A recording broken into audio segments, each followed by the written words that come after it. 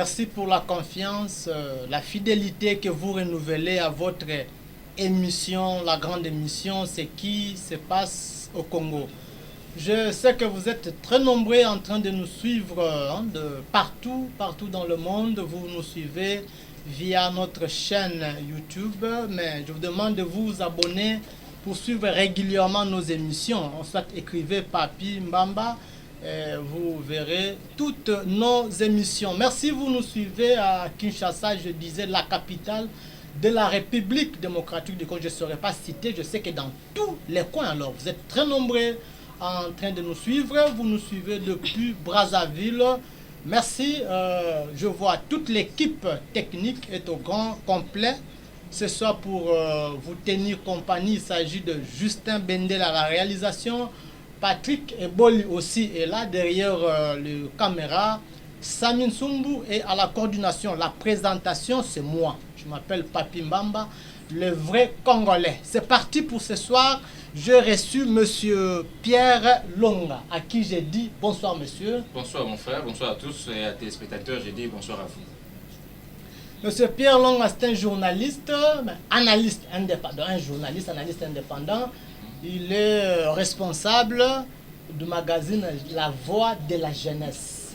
Je pense qu'on ne peut pas tout parler. Ça, là, ça vous suffit. La Voix des jeunes, oui. Nous essayons un peu de promouvoir ce que pense la jeunesse.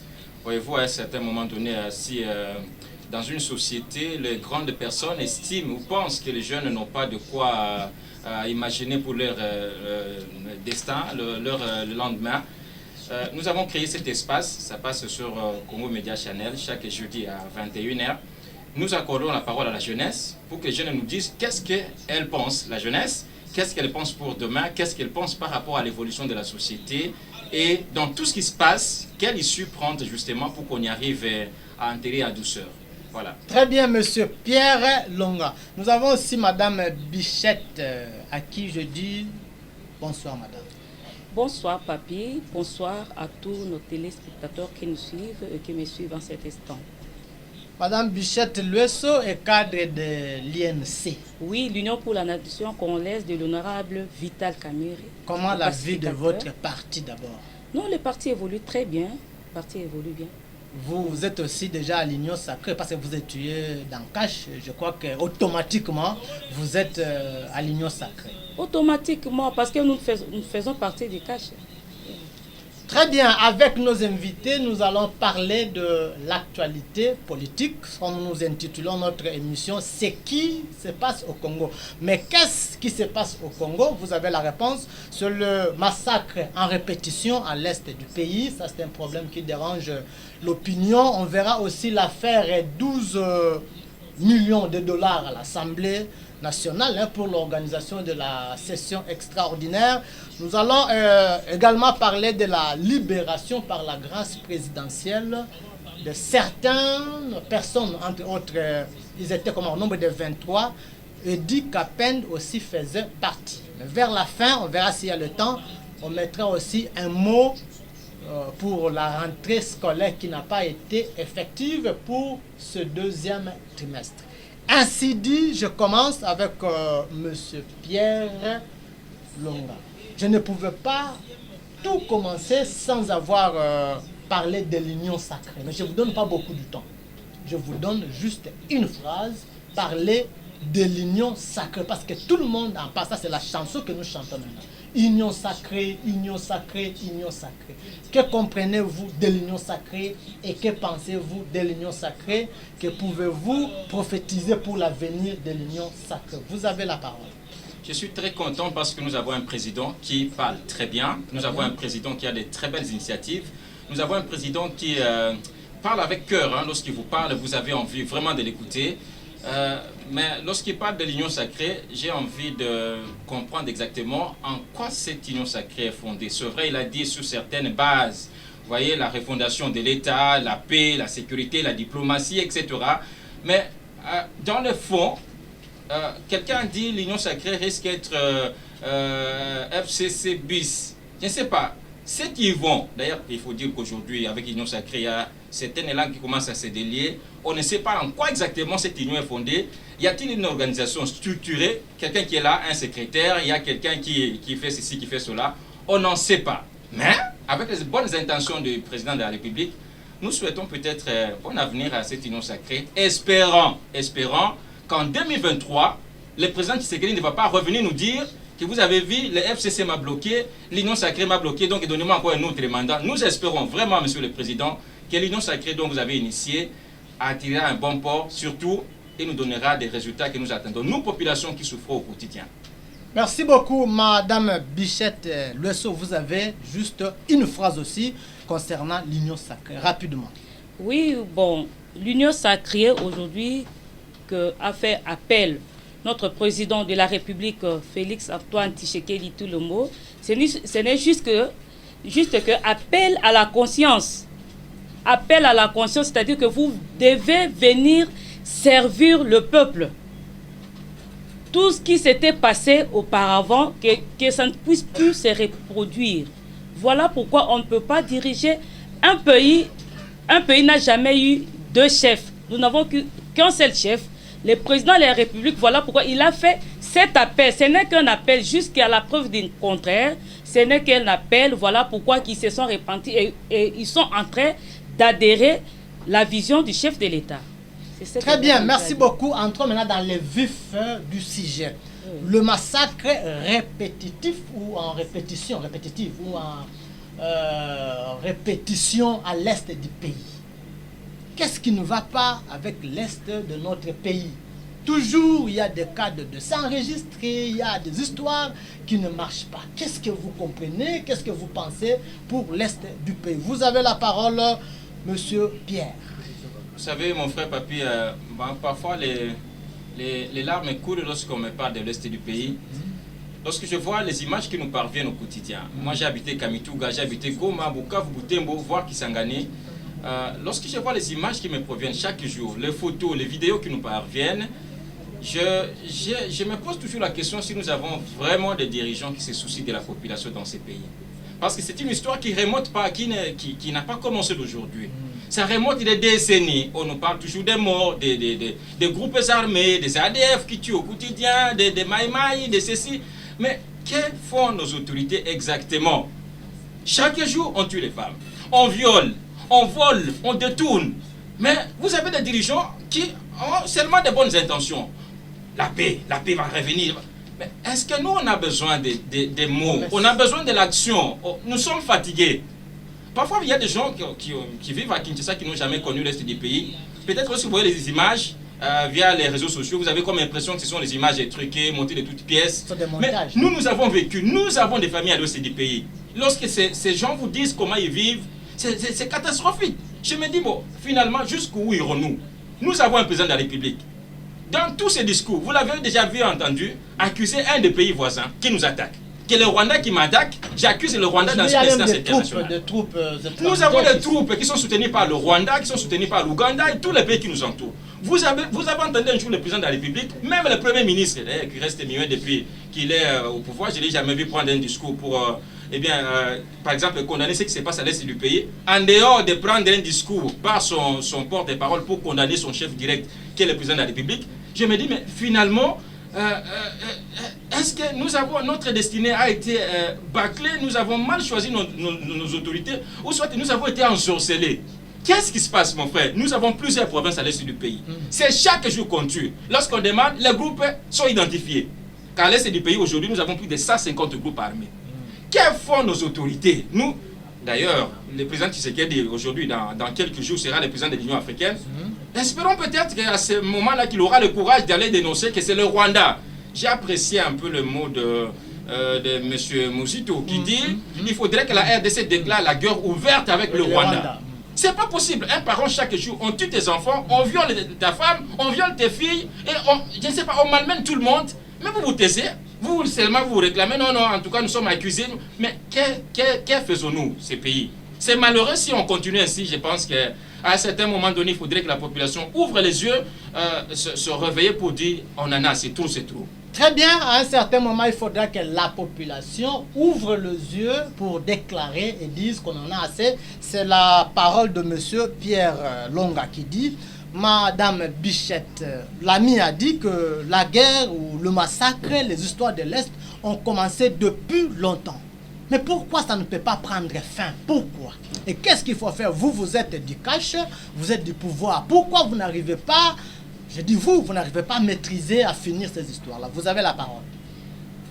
Très bien posé la question parce que vous avez dit que je parle au nom du cash, mais je ne parle pas ici au nom du cash. Ok, merci. Il ne nous est pas interdit de réfléchir à ce qui se passe dans notre pays. Voilà pourquoi c'est ça même l'intitulé de votre émission. Très bien, comme vous êtes congolaise, donc, je suis vous parlez congolaise, de je suis libre de ce qui se Congo. passe au Congo. Merci, continuez. C'est ça la question dont je me pose aussi, parce que le massacre à Béni, ça nous touche, surtout nous les femmes, nous sommes victimes de violences. C'est plus les femmes qui sont violées. Et une question me vient souvent en tête.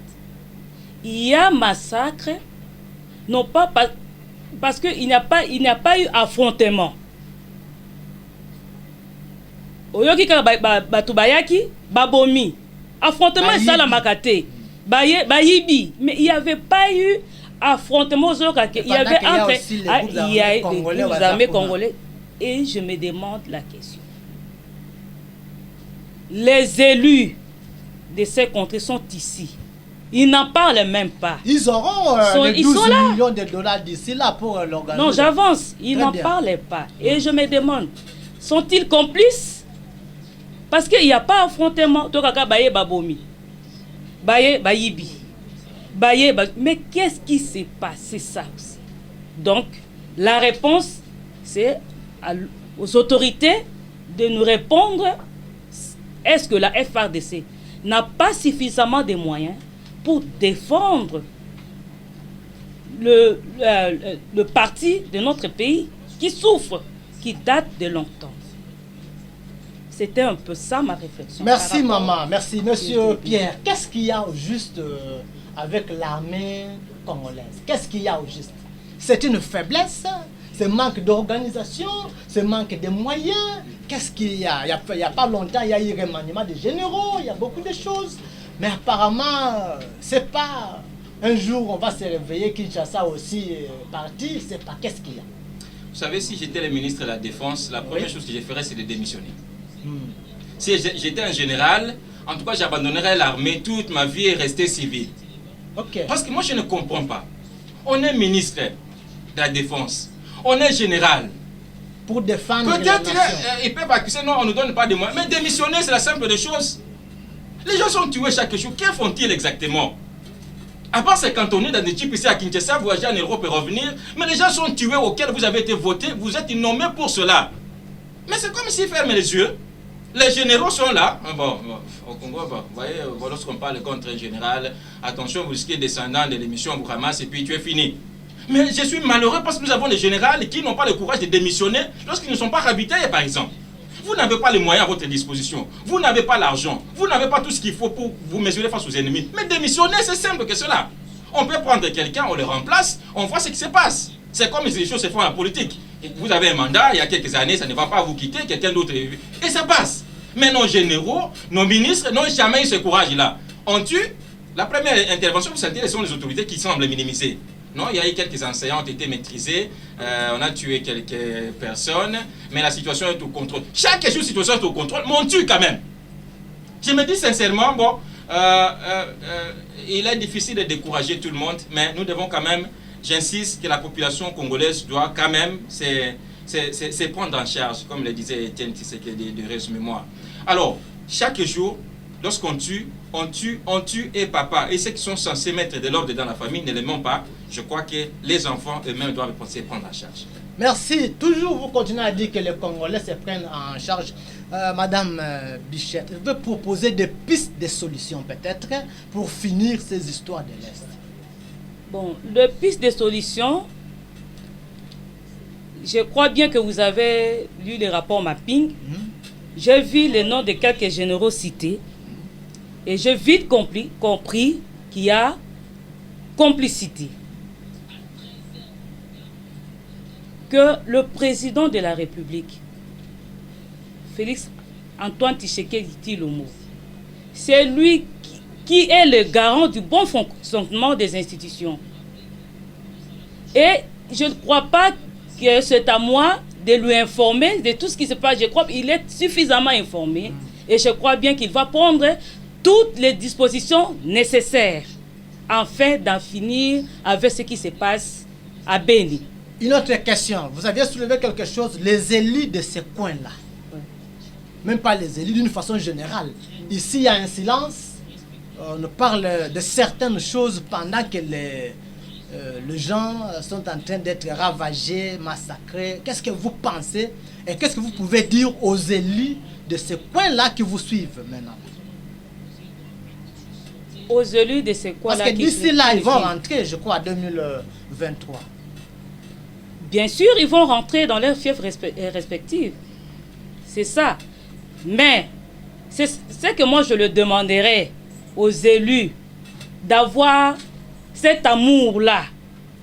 Pour que la moka mawa, ba député, ba na bazo koufa, ba maman bazo sila, alors vous allez léguer cette nation na banani. Vous devez prendre vos responsabilités en main. Vous devez vous lever comme des Mamadou Ndala qui se sont levés pour dire non et pour défendre les intérêts. Quelle était la finalité de Mamadou Ndala? Non, c'est pas la finalité de Mbunza Mabe? Mais c'est ça le sens même de défendre le pays. Ils sont là pour parler, dire haute voix de ce qui se passe, crier haut et fort. Mais bien au contraire, c'est ce que nous ne constatons pas. Donc, Nazo Benga Bango appelle que Bazonga Sima, Batala, Batu Oyo Ba élure Bango, place Bazali, et comment ils souffrent. Très bien, vous avez été élu pour défendre le peuple.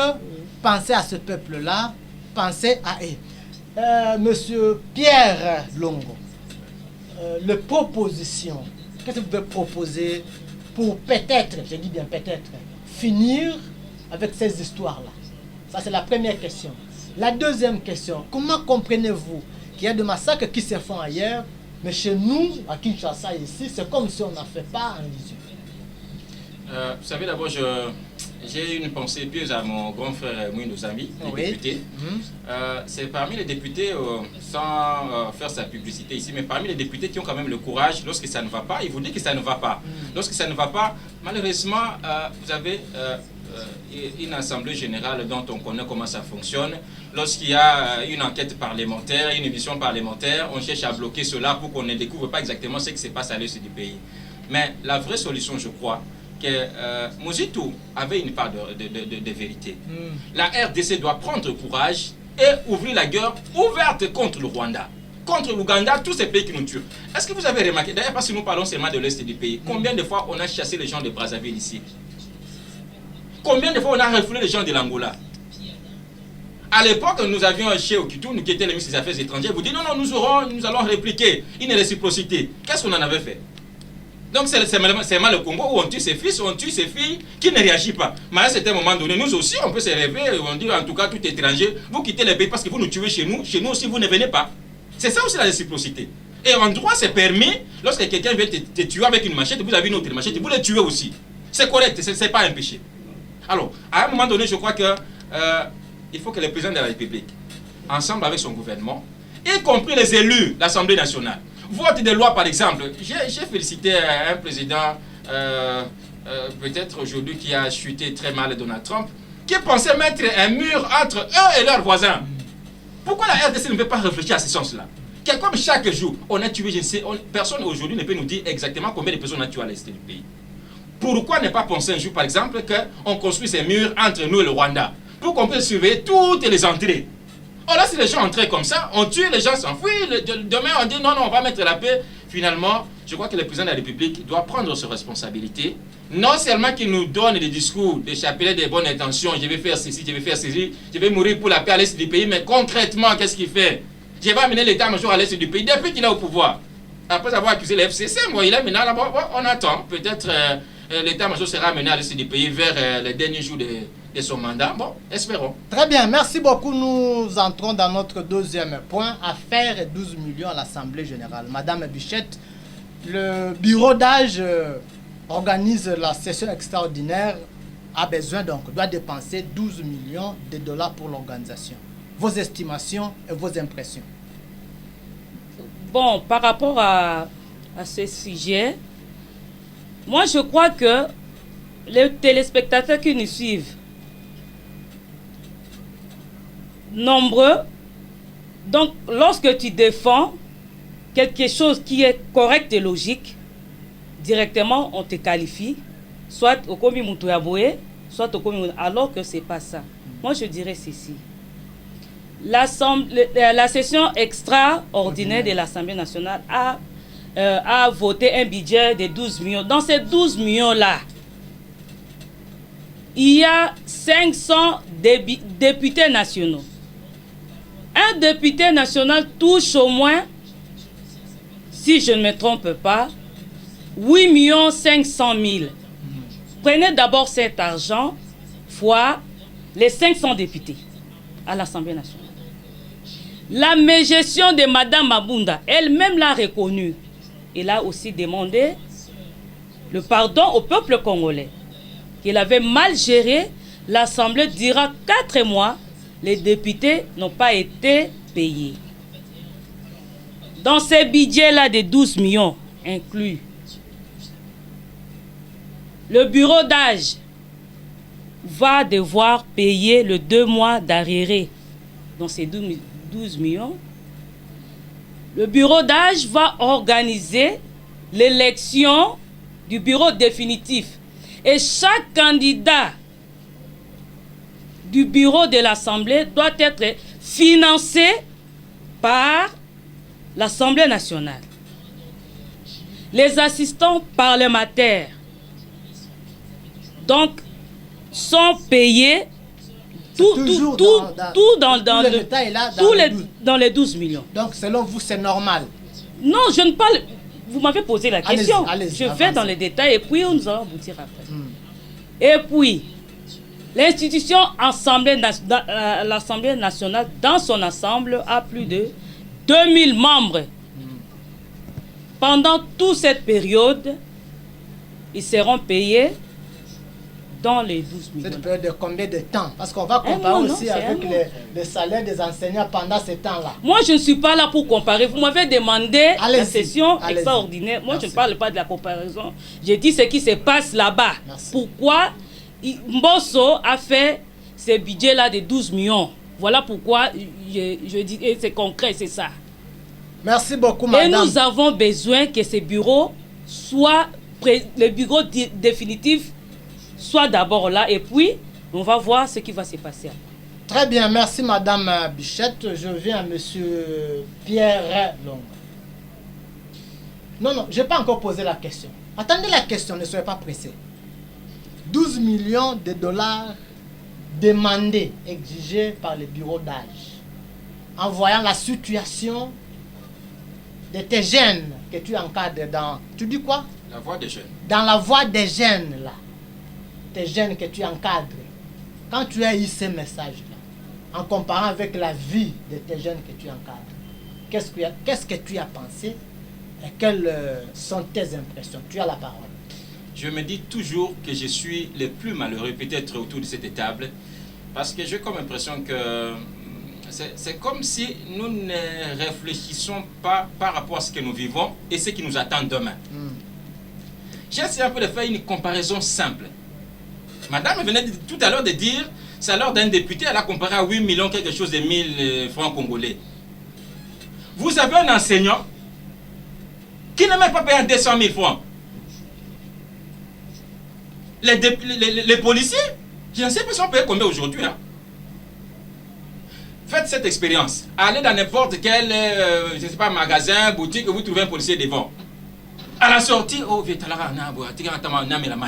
ce sont des gens qui deviennent des mendiants parce que l'État ne prend pas leur responsabilité au sérieux. Dites-moi dans quel pays qui nous entoure en Afrique, un policier qui est payé comme nos policiers congolais. Les jeunes n'ont pas d'emploi au Congo.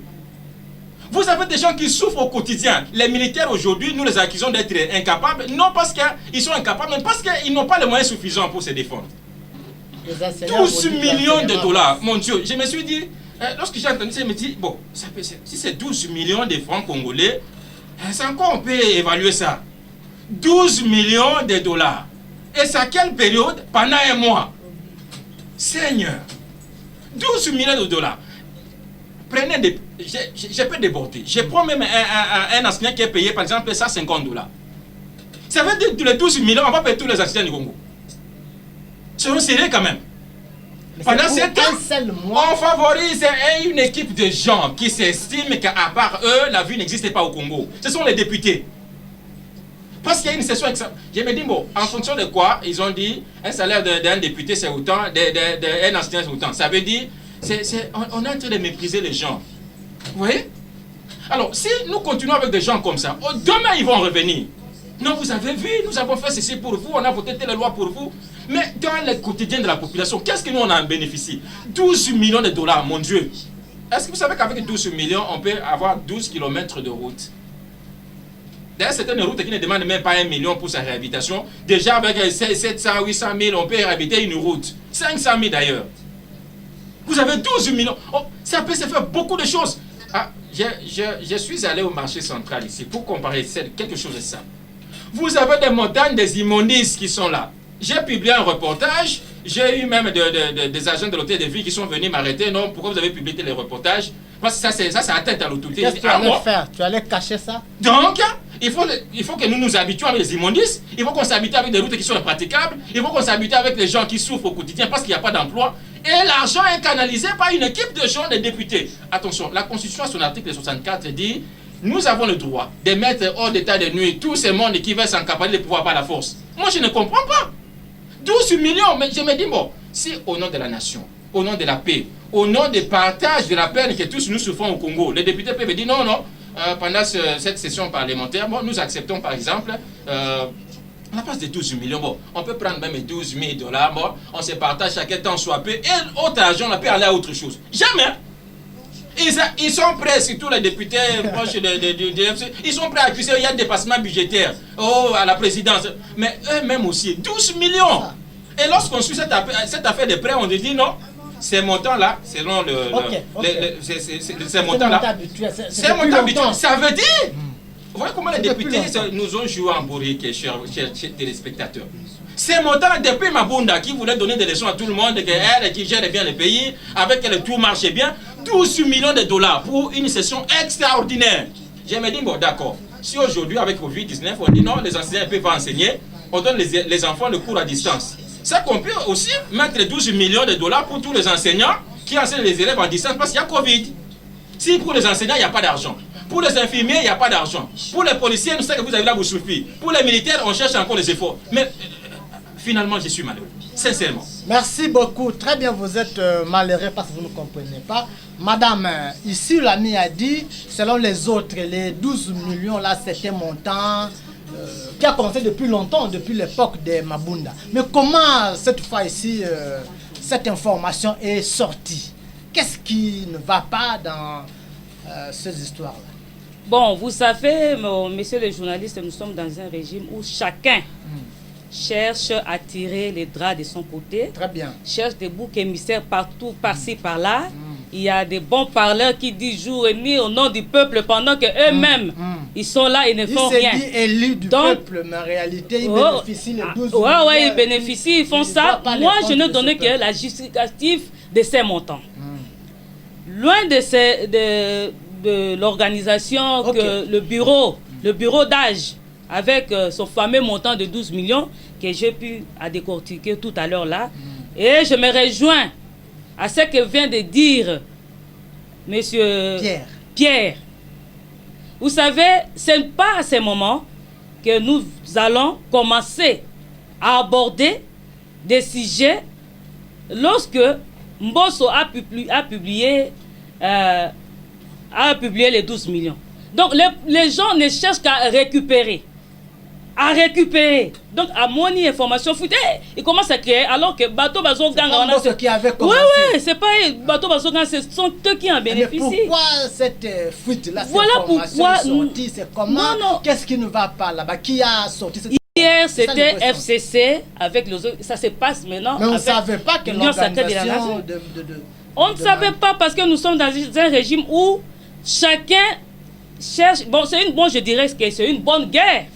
Vous ne pouvez pas laisser l'adversaire tranquille, respirer. Parce que vous aussi, vous avez besoin de gérer les choses, que ce soit de l'opposition et de la majorité, tout un seul objectif, le bien-être du Congo. Vous voyez? Ceux qui et maintenant ils sont là. Ils étaient hier à FCC, aujourd'hui, il y a un cash. Vous voyez? Hein? Donc, c'est la question que nous-mêmes, accompagnés du président de la République, la vision, il y a Malam pour Namboka. Il a déjà mis, donc, déjà, tout ça déjà en marche. Les choses vont changer et ça ne sera plus comme avant. Ça ne sera plus comme avant avec l'avènement de l'Union sacrée. Avant de finir, il y a un monsieur qui m'a demandé, il m'a posé cette question, il m'a dit de vous demander. Il dit, c'est comme si les députés n'ont pas peur de nous, hein, c'est lui qui disait. Il dit, c'est comme si les députés n'ont pas peur d'eux. Non, pas pitié, hein, pitié, le mot que je voulais dire. Les députés n'ont pas pitié de la population. C'est comme s'ils ne voient pas la souffrance ou la vie de la population, ils voient plus leur propre ventre. Vous pouvez donner quelle explication à celui qui a dit ça? Bon, nous ne sommes pas là toujours en train de condamner. Donc, aux alaka ko condamnaka ba o bazo salati. C'est-à-dire quoi? Lobby assemblée à Mabunda Izalaki, assemblée moko fabriqué, ba vota bango te, bo kende ba député, il fallait bureau quoi ya ba voter ba député sika. Les lobby la union sacrée, eux ils ont encore acclamé. La majorité de cette population a encore acclamé. Donc nous devons nous assumer. Il faut que yeba koloba vérité. Il y a aussi certains peuples qui demandent le retour de ceux qui n'avaient pas, donc de ceux qui avaient mis ces pays dans le chaos. Voyez-vous? Qui avaient mis où en sommes-nous? Le pays n'est pas dans le chaos aujourd'hui. Ils avaient mis, ils sont où et aujourd'hui nous sommes comment? Non, donc le président de la République donc, est en train donc, de remonter. Ok. En part du pays. C'est un peu ça. Très bien, merci beaucoup monsieur Adam Bichette. D'abord, merci à vous. Je suis à monsieur Pierre. Hein, monsieur Pierre, que pouvez-vous dire clairement, concrètement, très synthétiquement à propos de ces 12 millions? Vous savez, ce pays changera le jour où vous et moi nous prendrons conscience que c'est trop, il faut que ça change. Voilà. Je me dis, la RDC aujourd'hui n'a pas un problème de texte. Nous avons des très beaux textes. Mais qui les mettra en pratique? Les 12 millions là, la population se retrouve à quel niveau? C'est comme si nous-mêmes, nous sommes auteurs de notre propre malheur. Nous avons envoyé des députés pour s'enrichir, pour envoyer leurs enfants en Europe, aux États-Unis. Et puis nous continuons à souffrir. La population se retrouve à quel niveau? Oh non, on a voté telle loi, mais cette loi-là n'a jamais été appliquée. Pour que la loi s'applique, vous avez un gouvernement. Vous avez telle chose. Il faut une mission parlementaire pour aller contrôler un ministre qui ne fait pas bien son travail. Mais ces missions parlementaires sont bloquées. Madame a dit, avec l'avènement de l'Union sacrée, tout va aller. Mais c'est avec l'avènement de l'Union sacrée qu'on apprend qu'il y a 12 millions de dollars que les députés veulent s'en emparer pour une durée de 1 mois. Pendant que la population souffre. Madame, moi je comprends, peut-être que vous êtes proche de Vital Kamerhe. Vous voyez, on l'appelle pacificateur, c'est quelqu'un qui a suffisamment d'argent. Peut-être aspect souffrance, vous ne voyez pas. 12 millions de dollars pour 1 mois, pour une équipe, je ne sais pas, vous l'avez évalué à 1800, 2000 personnes, comparativement à 80 millions d'habitants que nous avons. Mon Dieu, vous avez vu demander les fonctionnaires aujourd'hui, combien sont-ils payés? 3 mois, 4 mois, voire 12, 6 mois, 24 mois d'arriérés. Mais les députés subissent seulement un seul mois, qui sont en retard de paiement. En toi, ils cherchent des... Non, c'est pas 1 mois, c'est 4 mois. Je vous en prie, madame. C'est 4 mois. Peu importe 4 Parmi mois. les 12 millions, il y a 2 mois qui seront. Je vous en prie. Mais j'ai des entreprises que je vous ai donné que les détails. Je suis journaliste sur le terrain. Je peux vous rappeler qu'il y a des entreprises aujourd'hui qui ont plus de 20 mois d'arriérés. Et les députés sont des extraterrestres, ce sont des gens, il ne faut pas citer Ils en peuvent tout. pas aller, Les députés sont des gens qu'on ne peut pas cinq mettre la main. Parce que et voilà, ce sont eux qui nous fabriquent des lois qu'on n'en sait pas même pas ça fait quoi sur le terrain. On nous fabrique des textes qui ne seront jamais appliqués parce qu'ils n'ont jamais été appliqués. On nous fabrique des choses qui, dans le quotidien de la population, ça ne se sent pas. Allez à Tchangou, moi j'habite à Tchangou par exemple, allez à Tchangou demander, dans tout ce qui discute là sur 12 millions, la population se retrouve à quel niveau? Vous avez vu? Les sauts de moutons qu'on nous a construits, ça allait prendre autant de temps. Pourquoi ça a bloqué? On vous a dit qu'il n'y a pas d'argent. Mais il y a l'argent pour payer les députés, 12 millions de dollars. Vous avez vu? Pour finir les 3-4 sauts de moutons que les chefs de l'État a initiés, etc., on a débloqué probablement 3 millions de dollars. Ça veut dire que 12 millions de dollars allait finir tout ce qui concerne les sauts de moutons et réhabiliter certaines routes à Kinshasa. Mais parce que ce sont les députés, voilà, moi on ferme les yeux, voilà, qu'ils les prennent parce que ce sont eux qui sont les meilleurs Congolais, pas les autres. Mais c'est dommage. Alors, moi je crois qu'il faudrait que les députés, nos députés que nous avons envoyés, d'ailleurs il faut dire que même certains jusqu'aujourd'hui qui leur élection est toujours douteuse, puissent faire ou agir en fonction de la mission que nous leur avons confiée. Nous t'avons confié un député pour 5 ans. Votez des lois, faites ton exercice parlementaire, suivez les gouvernements, savoir si il satisfait les besoins de la population ou non. Et si vous ne faites pas, cher député, pourquoi vous n'avez pas cette amabilité, vous aussi, de démissionner? Vous dites en tout cas la mission pour laquelle vous nous avez confié, ça ne va pas, je démissionne. Vous êtes comparable aussi à des ministres aussi. Et, bref, toutes nos autorités au Congo, je ne vois pas, peut-être, estimons qu'avec l'avènement de l'Union sacrée, c'est pas vrai, parce qu'Union sacrée, c'est une case vide, je n'investirai pas dire toujours que les choses vont changer. Très bien, merci beaucoup. On me fait déjà si nous sommes obligés de chuter, mais nous allons parler rapidement de la libération, oui, par la grâce présidentielle de 23 personnes, entre autres, et du Capen aussi a fait partie. Madame, d'une façon générale d'abord, cette grâce présidentielle-là, comment vous l'avez reçue? Qu'est-ce que vous pensez pour ce message-là? Bon, c'est une question que je ne veux pas beaucoup aborder à ce sujet parce que je ne maîtrise pas bien la matière. Parlez même ce que vous maîtrisez, ne fût-ce que 2 ou 3 mots. Non, c'est que moi je comprends que le chef de l'État est en train d'agir en toute responsabilité. Très bien. En toute responsabilité. Et nous osons croire qu'il va monter les créneaux et pour instaurer l'état des droits. Vous étiez contente personnellement d'entendre que ou de voir Edi Capen sortir de la prison 20 ans après. Vous étiez quand même contente. Non, c'est pas question d'être contente. En tout cas, moi, je veux voir dans mon pays un jour la justice. Oui, mais ça, là, c'était la grâce présidentielle. Ce n'est que la grâce. Il n'est pas innocenté. Jusqu'à la preuve du contraire, Edi Capen n'est pas innocenté. On l'a qu'à accorder la grâce présidentielle. Okay. Très bien, merci beaucoup, monsieur Pierre. Je suis à vous voir comment je tourne ma chaise pour vous regarder. Mais je sais que vous, en répondant, vous devez regarder les téléspectateurs. La grâce présidentielle est tombée. Entre autres, nous avons vu certains DG qui n'ont pas fait longtemps, qui n'ont pas purgé ne fût-ce que l'un tiers de leurs sanctions, qui n'ont même pas restitué, soit disant ce qu'ils étaient condamnés, les droits qu'on sort, mais sont aussi sortis. Votre compréhension? Vous savez, j'ai envie de dire que lorsque le président de la République accorde sa grâce présidentielle, il ne faut pas que cette grâce soit biaisée sur certaines choses. Si Vital Kamerhe, par exemple, se retrouve aujourd'hui en prison, parce qu'il est accusé d'avoir détourné autant de millions de dollars. Pour la même affaire, vous avez le patron de Sokok qui a été arrêté, le DG de l'OVD qui a été arrêté, pour les mêmes faits. Et voilà aujourd'hui... Le DG de l'OVD sort, Vital Kamerhe reste. Vital Kamerhe reste en prison. Ce matin, moi que je ne sois dans cette émission, j'étais avec une association des ONG dont la CAGE.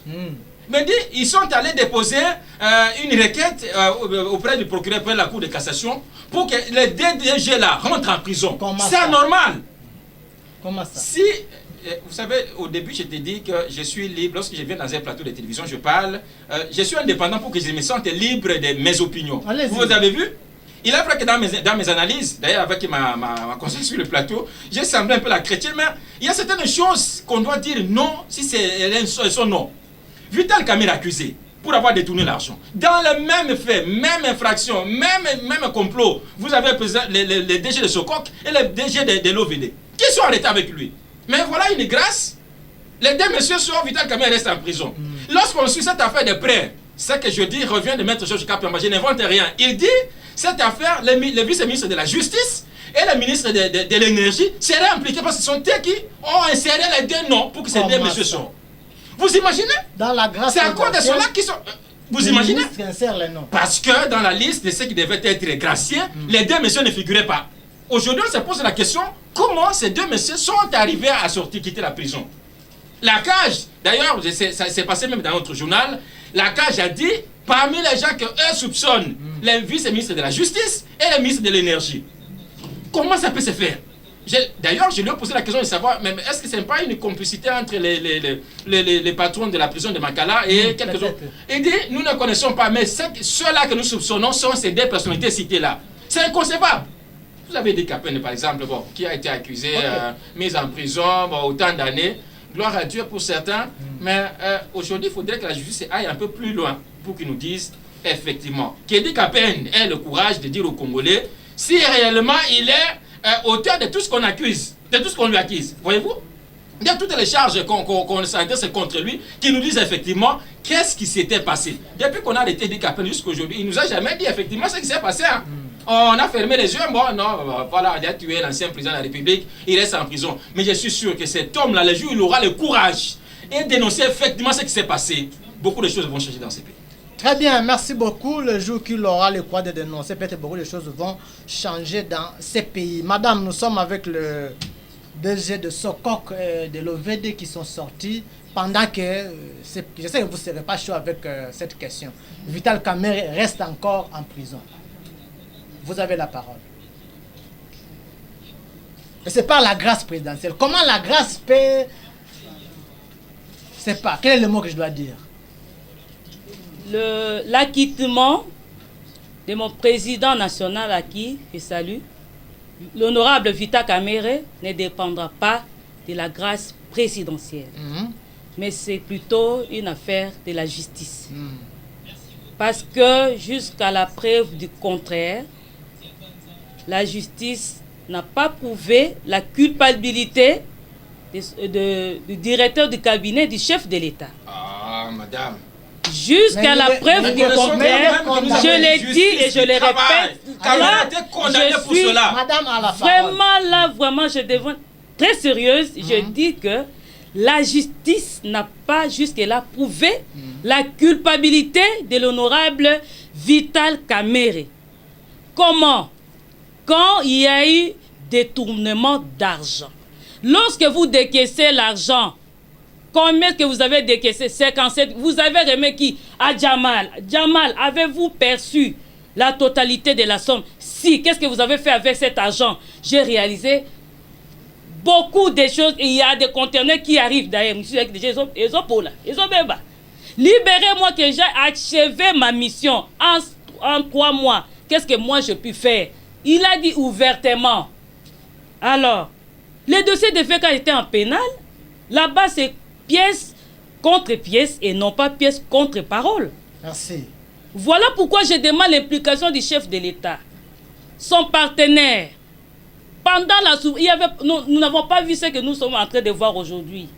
C'était avec FECA qu'ils ont fait route ensemble. C'était avec l'honorable Vital Kamerhe qu'ils avaient fait route ensemble. Aujourd'hui, l'honorable coupisse injustement. Et ce n'est pas à moi de dire ce qu'il peut faire au président Vital Kamerhe. Je crois bien qu'il est très bien informé à la matière. Très bien, le président Kamerhe coupisse injustement. Ça, c'est Madame Bichette qui le dit. Voilà qu'on avance vers la fin de cette émission, mais il sera un péché de clôturer l'émission si on ne peut pas parler de la rentrée scolaire du 2e trimestre qui n'a pas été effective. 6 mois après, les élèves étaient à l'école pendant 2 mois seulement. Il y a eu un repos, un arrêt brusque suite à la pandémie, vous le connaissez. La rentrée, le chargé de Covid, pour ne pas citer les noms, on dit qu'il n'y a pas moyen. Les enfants sont à la maison. En tant que parents, là on parle en tant que parents, ne parlez pas comme journaliste. Dès que vous êtes journaliste, vous êtes papa. Qu'est-ce que vous pensez? Vous avez la parole. Reprise de cours, vous savez, beaucoup de choses que nous connaissons dans ces pays, c'est la conséquence de la mauvaise gestion de nos dirigeants. Il est vrai ici, tu me donnes parole en tant que parent, mais c'est difficile pour nous d'établir certains faits sans qu'on condamne ceux qui nous dirigent. Allez-y, rapidement. Vous avez, Covid commence chez nous. Je pense que l'année passée, vers le mois de mars, on nous a mis en confinement, etc. Un bon dirigeant, c'est celui qui sait prédire l'avenir. Qu'est-ce qui peut arriver? Et puis, il s'organise en fonction de ce qui peut arriver. On bloque le cours aujourd'hui, Covid. C'est vrai, c'est une très bonne mesure. Mais cette mesure, malheureusement, il faut mettre les lunettes pour bien comprendre et bien analyser. Lorsqu'on laisse les églises fonctionner, là-bas, Covid ne se transmet pas. Laissez les bars. Lorsque les bars fonctionnent, Covid ne se transmet pas. Dans des marchés. Le nombre de gens dans des véhicules, on n'a pas changé. Les marchés. D'ailleurs, ce sont les véhicules de l'État qui prennent plus les gens. Prenez New Trans et puis prenez Transco. Les gens sont attestés comme des sardines. Là-bas, Covid n'existe pas. Hein. Encore qu'aujourd'hui, avec les cachemires, n'existe pas presque. Vous avez vu? Dans des marchés, c'est la même chose. Quelqu'un dit que si vous voulez détruire l'avenir de toute une génération, détruisez son éducation. Donc, nos autorités n'ont vu que l'éducation comme quelque chose à bloquer et les autres activités fonctionnent. Vous avez vu le malheur que nos autorités sont en train de chercher contre nous. Parce que moi, je ne comprends pas. Toutes les autres activités fonctionnent, sauf les écoles. Pourquoi? Ça veut dire siège de coronavirus, c'est dans les écoles. Et ceux qui vont dans les marchés. Sans masque, aujourd'hui, vous trouvez un policier qui vient t'arrêter, lui-même n'a pas de masque. Et lui et vous n'avez pas de masque, incompréhension, et voilà, les plus échangez les salives. Et puis, ça passe. C'est ça. Je me dis finalement, est-ce qu'ils prennent des temps vraiment pour réfléchir que si nous prenons telle mesure, ça aura quelles conséquences? Lorsque vous détruisez l'avenir de toute une génération des enfants, qui n'étudient pas malheureusement, 5 ans, mais vous passerez, vous serez des vieux, non, mais vous êtes des après, mamans. ils vont passer des classes, hein, quelques mois après. Vous avez vu? Aux enseignants que ces élèves passent. Mon frère, ma fille est née à 6 ans. Je suis malheureux parce que non, ils ont étudié, ça reste presque 3 mois, on peut confiner, et puis on leur donne des pourcentages, les enfants passent les classes. Et lorsque vous prenez la cahier... content en voyant ce pourcentage-là. Non, je suis désolé, je n'étais pas content parce que je sais que ma fille n'a pas achevé l'année. N'a pas mérité. Voyez-vous? Okay. On donne des pourcentages de moi parce que pour que les enfants passent, pour qu'ils n'aient pas heurté leur sensibilité, on les laisse passer. Mais dans la tête, mon Dieu, aujourd'hui, quel est ce diplômé congolais qui va en Europe et faire des distinctions parce qu'il vient au Congo? On met toujours notre diplôme en doute. Pourquoi? À cause de ces actes pareils. Si vous ne voulez pas que les enfants étudient, acceptez, dites-nous officiellement que nous voulons détruire cette génération. Les écoles, nous ne voulons pas de vous. Comme ça, nous jeunes, on va prendre conscience que nous avons des autorités qui ne veulent pas de notre éducation. Et nous prendrons conscience, nous prendrons notre destinée en main. Très bien, monsieur Pierre, vous avez fini avec ce que vous avez dit. Maman Bichette, vous pouvez aussi mettre un mot sur la rentrée qui n'a pas été effective. Bon, je dirais ceci, qu'il faut aimer le Congo. Aimer nos enfants. Comment? Parce que l'avenir de demain leur appartient. Il ne faut pas seulement vendre l'image de notre pays négativement. Parce que c'est ce qu'ils se disent. Makamala Moussoke Salami, oui. Mabé, il fallait Toloba. Mais je sens ici, je vois qu'il y a des positions négatives qui sortent. La députée a dit 10 millions, pourquoi les enfants n'étaient... Pourquoi rien, ça n'a pas commencé, ça n'a pas daté d'aujourd'hui. Et jusque-là... Non, vous avez pris la parole. Moi,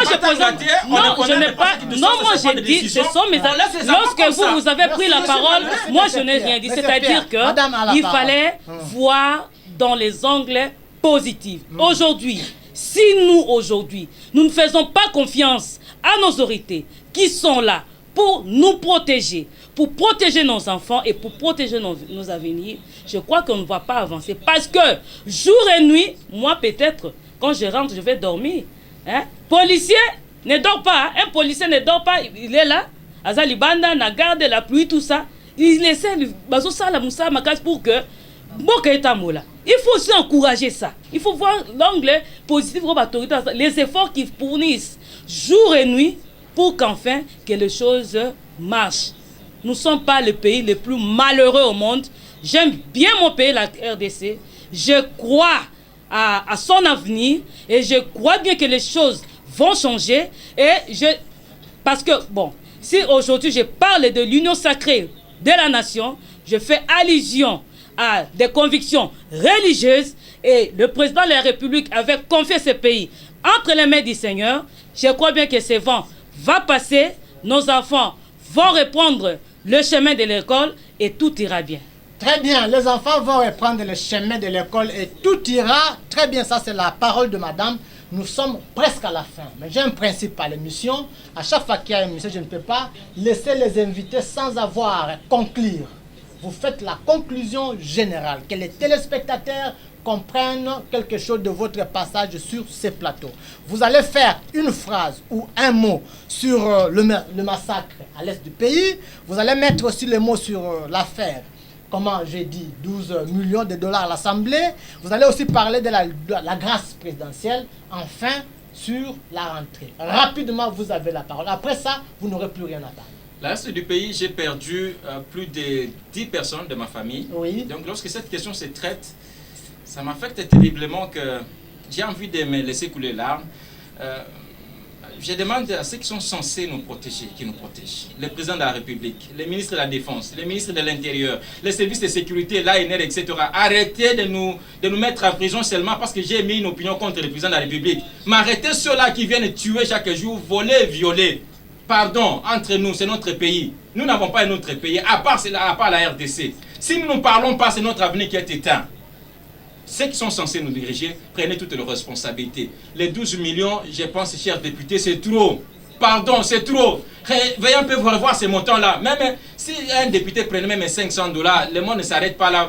Vous avez vos salaires chaque fin du mois qui en sort. Alors que les enseignants pleurent. Les salaires aussi suffisants. Suffisamment. Vous voyez? Vous connaissez un enseignant de primaire aujourd'hui qui est véhiculé? Jamais. Parce qu'il a un salaire maigre. Madame va me dire, moi, ces choses-là, bon, on encourage parce que c'est mieux, c'est bon.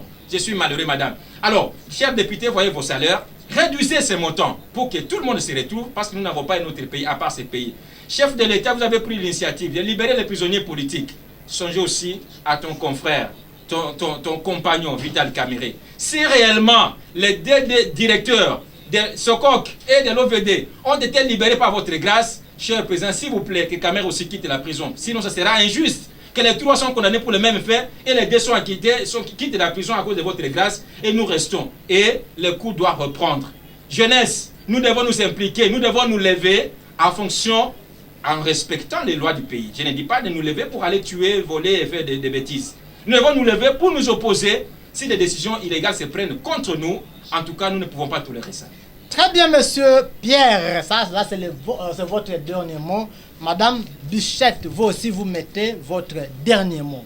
Je l'ai déjà dit avec monsieur, vous faites la conclusion générale. Vous parlez sur le massacre, en répétition, vous parlez à faire 12 millions de dollars, et puis la libération, vous parlez la grâce présidentielle. Vous avez la parole.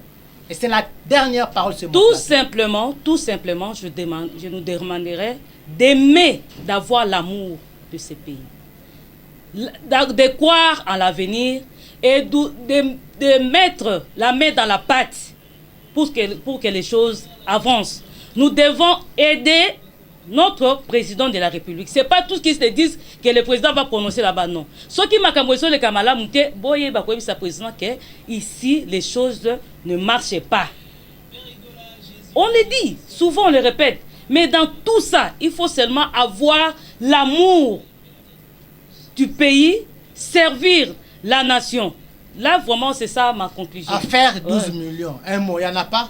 Bon, sur l'affaire 12 millions, je pense que je vous ai donné un peu de pistes. En un mot, c'est pour l'organisation de cette institution Assemblée nationale. Nous attendons des résultats de ces bureaux parce que bientôt là, Kissa Loumé Banda, les choses vont bien commencer. Très bien, Kissa Loumé Banda, les choses vont bien commencer. C'est le dernier mot de madame Bichette. Vous avez compris que c'est la fin de cette émission. Nous avons reçu pour votre intérêt M.